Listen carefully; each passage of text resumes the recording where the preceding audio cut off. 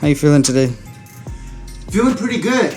Got a really good training session in because I think 3 weeks ago, right after I hit my squat PR of 405 for 8, I got a little injury deadlifting, and it took about a week and a half for it to heal, and I'm slowly ramping back up. And today I hit 385 for 3 sets of 5. So tomorrow or next week puts me right back on track for where I'm supposed to be. So I did take like a little 3 to 4 week detour, but I'm happy to be back.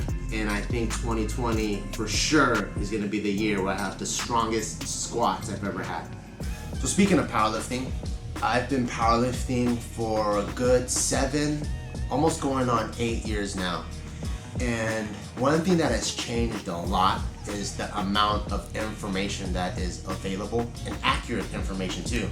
When I first started, you kind of had to scour the internet because I think when I first started, most people were still really focused on bodybuilding and physique, and we kind of just came out of the golden era of bodybuilding, like 70s, 80s, and you have Ronnie Coleman in the 90s, early 2000s. So most of the information was about bodybuilding and not much was about powerlifting. But these days, it's like powerlifting and bodybuilding are going hand in hand, and there's just so much information, so many great coaches out now.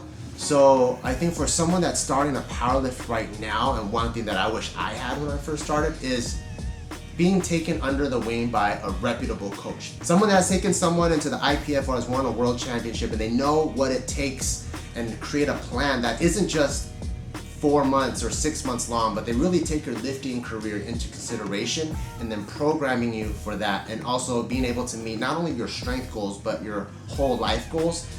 And that's something where there's so many legitimate and dope coaches out there that you do yourself a disservice if you don't get a coach and you just try to figure things out yourself like the way that I did. When it comes to powerlifting, and I'd have to say what hindered my progress the most, if I want to be brutally honest, it's myself.